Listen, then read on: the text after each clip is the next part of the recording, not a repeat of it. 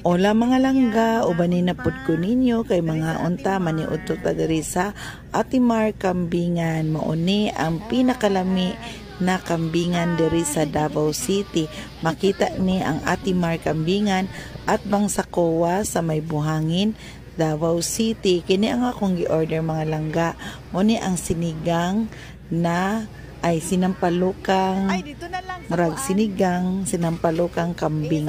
Lami kaayo ni mga langga as in. Kanina pod sa ako ang bana mo ni ang bulalo kay gikan man siya nag-donate og dugo. Kailangan nato siya dagdagan og dugo protein.